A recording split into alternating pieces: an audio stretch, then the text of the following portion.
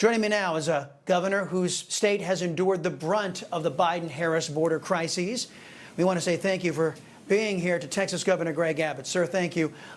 Governor, here we go again. Democrat party bosses pushing completely unqualified and demonstrated failures for the Democrat ticket. Your thoughts on this, sir? It's important for Americans to understand that the biggest crisis we have in our country right now is the open border. We have more than 10 million people cross the border illegally. We have terrorists, rapists, murderers coming across our border. You see crime across cities, across the entire country, and the architect of that was Kamala Harris.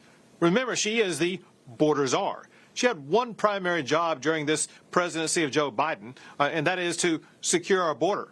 And her grade is an F- because of what she's done. She's failed America. She has actually destroyed America. And it's not just in states like Texas. As you know, this is in states across the entire country.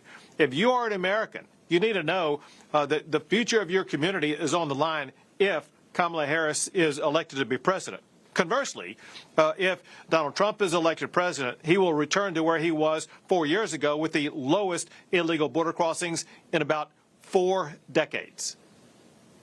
And, sir, even though Joe Biden is stepping down from the race, we have to survive for the next 5 months or so. Many are asking the question, if Joe Biden is incapable of standing trial, if he's also not up to running for re-election, how is he able to continue in his current job as president? Speaker Mike Johnson is openly asking the question, if Joe Biden can't run, how should he be able to rule? Is it a fair question? Oh, it's a very precise question. I raised the same issue on X myself, and that is, he supposedly does not have the mental capability to be able to run for president of the United States, and that is supposedly the reasons why the Democrats actually forced him out. And if he doesn't have the ability to run for president, how does he have the ability to run the presidency for the remainder of this term?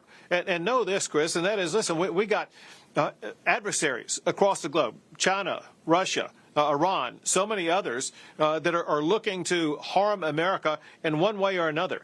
And America and its safety and security are on the line during the remainder of Joe Biden's term. Now, Governor, and the other big news story today, Secret Service Director Kimberly Cheadle testifying before Congress today, if you can call that testifying, on the Trump assassination attempt. Here's South Carolina Congresswoman Nancy Mace blasting Cheadle, who showed up with virtually no answers to the members of Congress' questions. Watch. On July 15th, this committee sent you a list of demands of information that we wanted.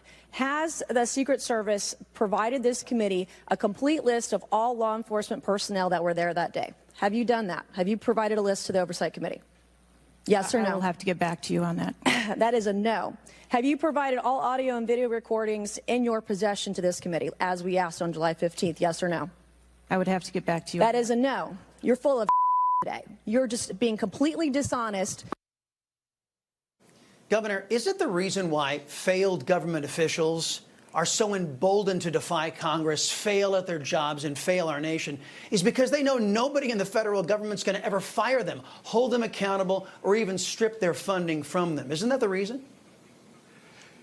Well, it's reprehensible. For one, it's reprehensible. Even amateur security analysts will realize you cannot leave a rooftop like what was there in place in Pennsylvania without any security. It provides a perfect opportunity for a potential assassin to do exactly what the attempted assassinator did in that location. But more to your point, what we have found, Chris, is a double standard.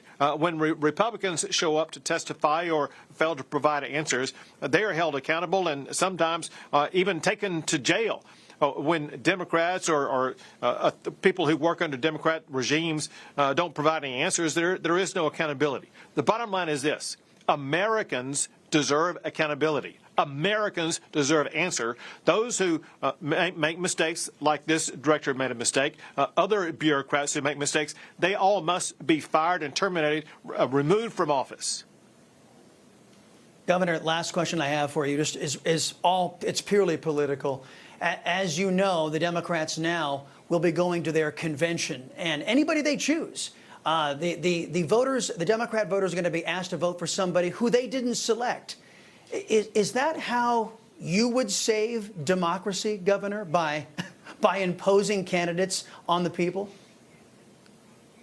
So it's the quote, opposite of saving, quote, democracy. Democracy would be to put into office or put on the ballot someone that the voters chose.